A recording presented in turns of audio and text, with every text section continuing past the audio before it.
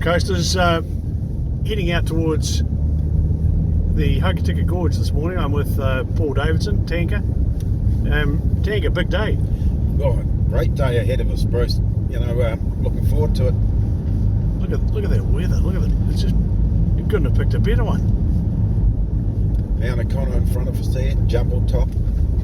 Out to the left there? Yep, out to the left there. What's that one straight ahead? That's Beaumont and Bowen to the right. That's the headwaters to the Mikanui. Great drive out here. How many years ago did the planning start? You know, to change. I remember back in, was it the 90s when they were talking about putting the treetop walkway out there? It seemed to start after that. Yeah, that's right. Is that roughly the timing? Yeah, it was. When the treetop was turned down, it was Mike Slater. In fact, he called us up to his office and he says, what we need to do is upgrade the existing track out there. We had a couple $100,000 and we engaged an architect, Earl Bennett, and we sat down with people that were for the treetop and against the treetop, the Western District Council, both iwi, got in an agreement of what we needed to do out there. Was that easy to put together? Well, it was in the end, because what people wanted was a good track out there, yeah, some toilets, a car park, and away we went. Good outcome. So it started out with a couple of $100,000 initially? That's correct, yep. I can't remember what it was like, Tank, before the big car parks were put in. Well, it was just a very steep track, and part of the track was over 30 degrees. You know, you'd slip over going down it. Yeah. And there was no facilities out there, of course. So what we proposed is having that track with some lookouts, and then drops down into the main bridge, and then over to the other side to another lookout. Pretty staggering. I mean, you were involved as were you operations manager at DOP? Yeah, senior ranger there. That's senior correct. ranger. Yep. And it sort of become your project, didn't it? Yeah, we spent quite a bit of time out here. Like the alignment was getting the alignment right was fairly important. So we scrambled around, you know, the rock faces, and because what we wanted to do is make sure that people would get an experience of having a look at this granite rock and the blue waters, because we did a survey out here and for about a couple of weeks and asked people what they liked about the place, and it was the blue water that was the most popular thing, and the granite rock. So we tried to build the track around that so people could actually view the gorge as much as they could. Yeah, it certainly proved to be a winner. What sort of numbers were going out there, you know, back at that early stage? Does anyone know? Yeah, they have got recordings of it, but the numbers were low for a start. You know, probably 3,000 or 4,000 going out there, but then they just kept growing and growing and growing, and it was word of mouth. You just hop on on one of those sites, websites, and it had, you know, like 500,000 hits or something like that.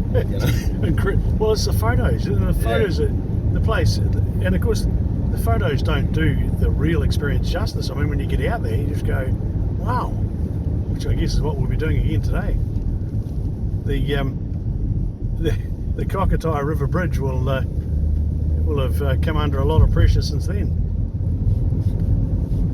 So, Tank, when you went to the next stage, which was saying, look, we've got to extend the car park. How did that actually work? Because it didn't seem to be a lot of money around at the time. You're talking about the next stage, making it. Well, you ended up bringing all of the parties together, including the council, and using council money from TIF and DOC money, and it was like, you know, the end result's fantastic. I often wondered how you did it.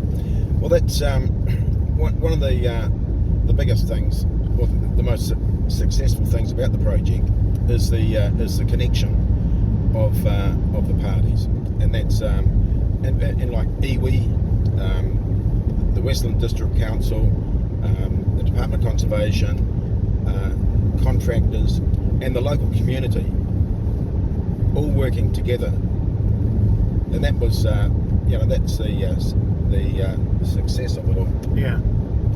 So Robin Reeves, he was the chief executive at the time at the Westland District Council, and he was working on the same direction. He wanted to see some activity out there, and So the mayor at that time would have been Mike Havel, or Maureen Pugh, wouldn't it? Maureen Pugh. Yep. Yep. Yep. And Robin was quite a driver of the West Coast Wilderness Trail as well.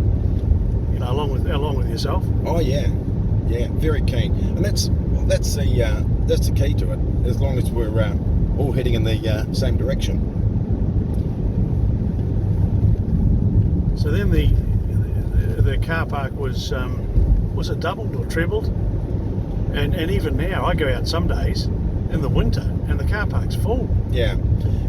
Well, when Earl Bennett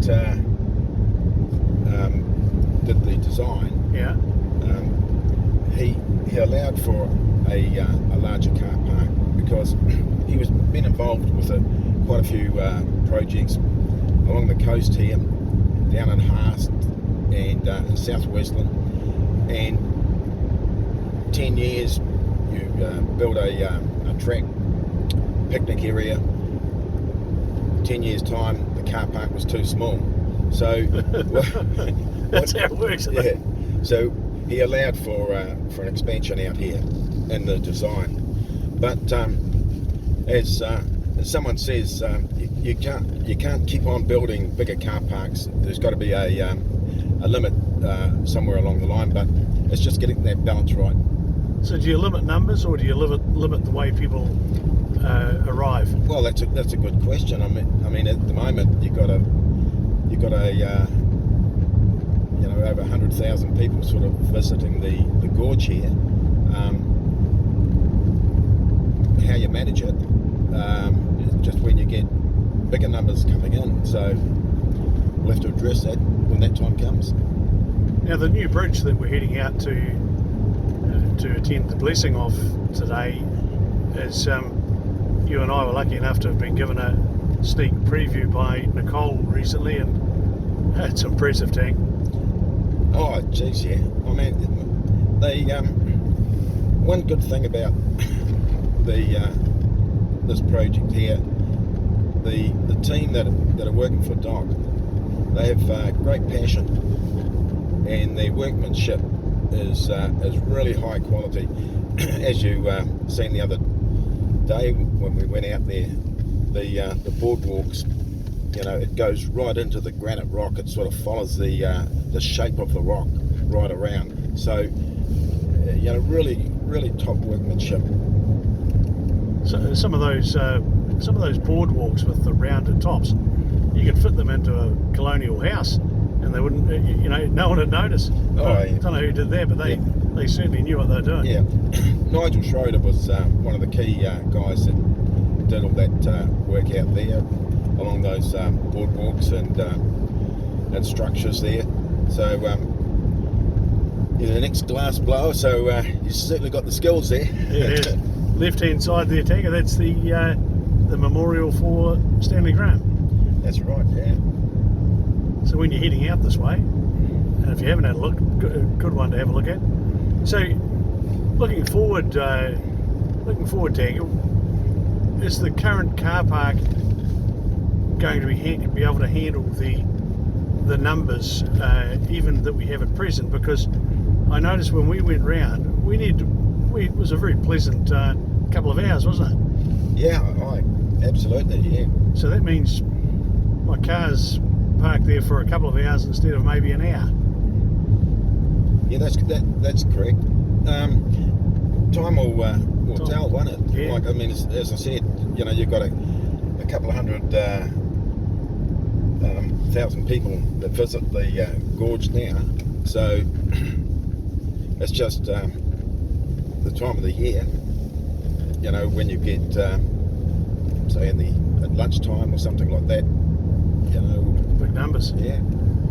Oh, Coasters, I'm with Tanker Davidson, Paul Davidson.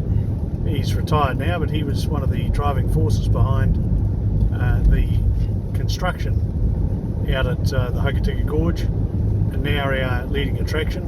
And today we're heading out to attend the blessing for the opening of the second swing bridge. And from tomorrow, my understanding is that it's open to the public. So, hey, if you're local, if you're on the coast, go and have a look. You will be amazed. And we'll keep you informed during the day. Now, we are doing a series on how the bridge got planned, how the Hokitika Gorge was developed. We'll show you in detail the track, the bridge. We'll talk to Tanker Davidson, we'll talk to Nicole from Doc, and we'll talk about how this magnificent project came to fruition. So don't forget, if you've got a spare day tomorrow, the weather forecast absolutely beautiful. Come out and have a look at the new bridge. You'll be amazed.